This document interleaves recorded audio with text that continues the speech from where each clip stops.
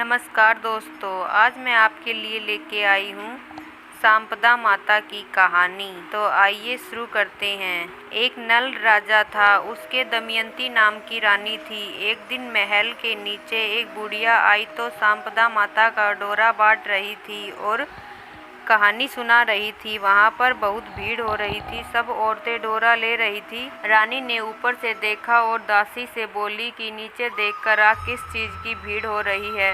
तो वह देखकर आई और बोली कि एक बुढ़िया सांपदा का डोरा बांट रही है, जिससे धन लक्ष्मी होती है। वह डोरा कच्चे सूत की 16 तार की 16 गांठ दें और हल्दी में रंग कर पूजा करके 16 नए जौ के आखे हाथ में लेकर सांपदा माता की कहानी सुनकर गले में बांधे। तब रानी ने भी डोरे की पूजा करके अपने हार में बांध लिया। जब राजा बाहर से आया तो डोरा देखकर बोला कि रानी, आज हार में क्या बांध रखा है। तो रानी बोली कि सांपदा माता का डोरा बांध रखा है, इससे धन लक्ष्मी बढ़ती है। तो राजा बोला कि अपने पास तो बहुत धन है, और कहकर राजा ने डोरा फेंक दिया। उसी दिन रात को सपने में सांपदा माता बोली कि राजा, मैं तेरे घर से जा रही हूँ। तो राजा ने पूछा कि तू कौन है। तो वह बोली, मैं सांपदा हूँ, इसलिए मैं जा रही हूँ। तेरा धन कोयला हो जाएगा। सुबह उठकर जब राजा ने देखा तो सारा धन कोयला हो गया।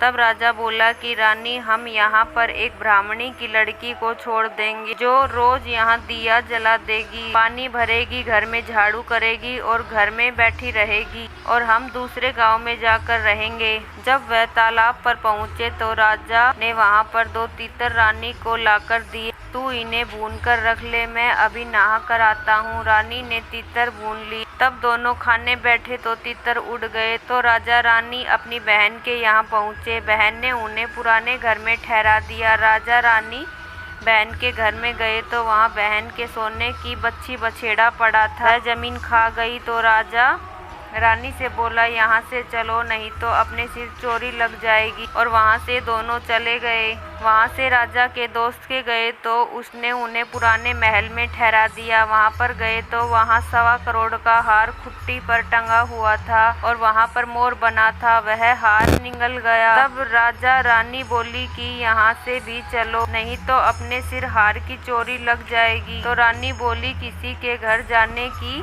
बजाय जंगल में लकड़ी काट बेचकर हम अपना पेट भर लेंगे। वह एक सूखे बगीचे में पहुंचे तो बाग हरा भरा हो गया। बाग का मालिक बहुत खुश हुआ। उसने देखा वहां पर स्त्री पुरुष सो रहे हैं। उन्हें जगाकर बाग के मालिक ने पूछा, तुम कौन हो जो 12 वर्ष का सूखा बाग हरा हो गया।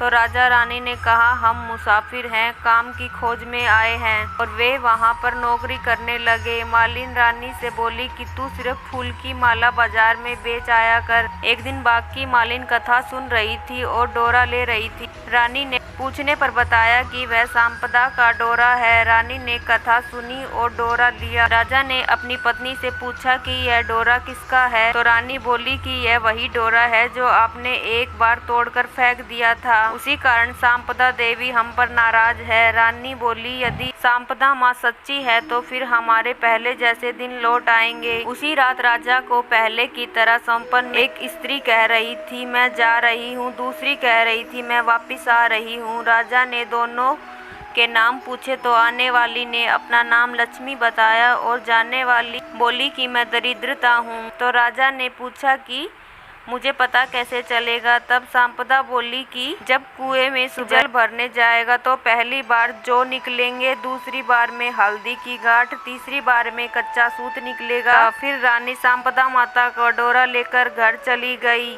वह सांपदा माता ने उन्हें खूब सारा धन दिया। फिर राजा रानी बोले कि अब हमारे 12 वर्ष पूरे हो गए, अच्छे दिन आ गए हैं, इसलिए हम अपने घर जा रहे हैं। तब मालिन ने उन्हें बहुत सा धन दिया। वहाँ से वह अपने दोस्त के यहाँ पहुँचे तो दोस्त राजा ने उन्हें अपने नए महल में ठहराया। फिर राजा बोला कि हमें वहीं पर ठहरा दो जहाँ पहले ठहराया था। वहाँ जाकर देखा कि जो हार मोर निगल गया था वह हार खुट्टी पर टंगा हुआ था और उनका कलंक उतर गया। वहाँ से वह बहन के गए तो बहन ने उन्हें नए महल में ठहराने के लिए कहा। तब राजा रानी बोले कि हमें तो वहीं ठहरा दो जहाँ पहले ठहराया था। जब वह वहाँ पर गए, धरती बच्ची निगल गई थी, वह दे गई।